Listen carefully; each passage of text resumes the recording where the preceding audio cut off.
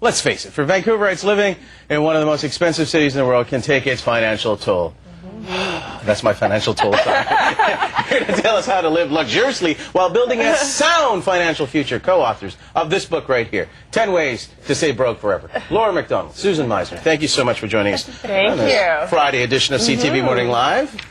It's good to be here. It's good to have you here. All right, let's talk about the... This guy's funny. Old jazz. This guy right here, he's funny. A question you probably have never been asked before, the title itself. Very provocative. Where did it come from? And fold in the sort of the thought behind, the philosophy behind the book itself.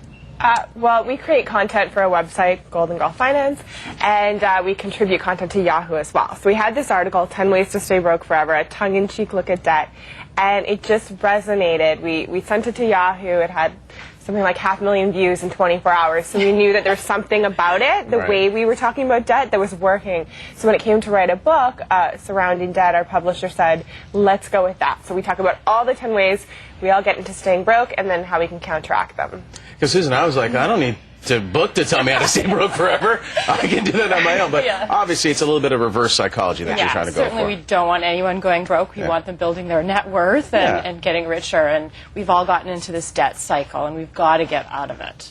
All right. Now, let's just talk about the net worth issue. You picked up on an interesting point. I was talking to you guys about this.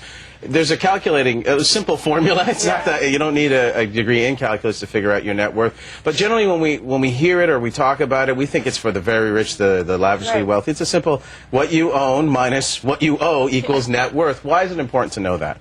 Well, it's a litmus test for how you're doing. I mean, for so long we've been focused on accumulating assets, and we've completely forgotten about the spending side of things. So you have to control your spending. You have to know where you're at, because ultimately you want to build that net worth, because that's ultimately what's going to build your lasting future. Let's talk about the 10 ways to stay broke forever. What to avoid, in other words. Give us a couple of examples or points that you want to bring up that should be at the top of our mind. Well, one thing we're doing is we're financing everything and we're paying the minimum on everything. So we've gotten into this habit of if we can afford the monthly payment, we think we can afford the item. We almost think we own the item. But so many of us are getting into mortgages that are just too high, car payments that are too high, big ticket items, and we're just thinking if we can scrape by on the payment, but we're not building any equity. Everything we're doing is going towards debt repayment and interest. So that's the major problem of today. And I was just looking at numbers this morning. Canadians spent over $300 billion on credit cards, whereas they only withdrew $600 million in cash. So we're more reliant on the debt and the credit card for our spending. And we know that when you charge something on a credit card, you actually spend more. And we talk about that in the book.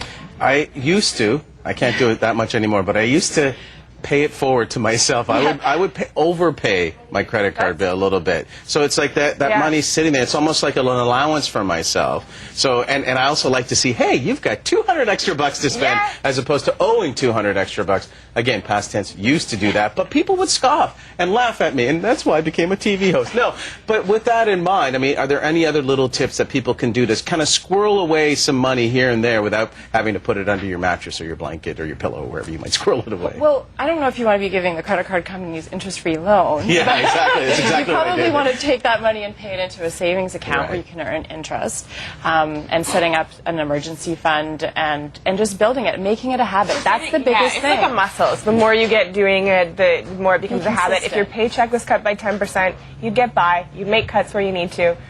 Do the automatic savings. One of the things you mentioned in your book is, we have luxury items. Why can't cash be one of those luxury items, too? And we should treat it that way. And we have a regular financial segment on the show as well. There's the book right there and the cover. And I've said to him before, you really get the value of money that way because, again, going back to credit cards, we just plunk it down on every counter and then you get hit with this massive bill. But when you're actually counting out the cash, it sounds very rudimentary, but it's probably a good lesson once in a while.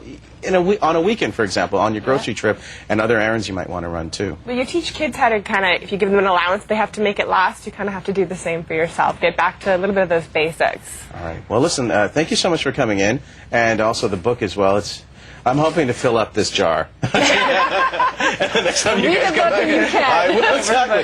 There's your guarantee, sort of. If you stick to these rules, you'll definitely, hopefully, be able to fill up the fund, and it's not a rainy day fund as well, which is something else you guys point out is important. Nice to meet you. Thank you for joining us. Nice to meet you too. Once again, the book is 10 Ways to Stay Broke Forever. You can find a link to both Laura and Susan on our website, ctvmorninglive.ca. They are the co-founders of GoldenGirlFinance.com. Here is Ann Lou with the latest in traffic. Ann, good morning. Good morning, and we're still looking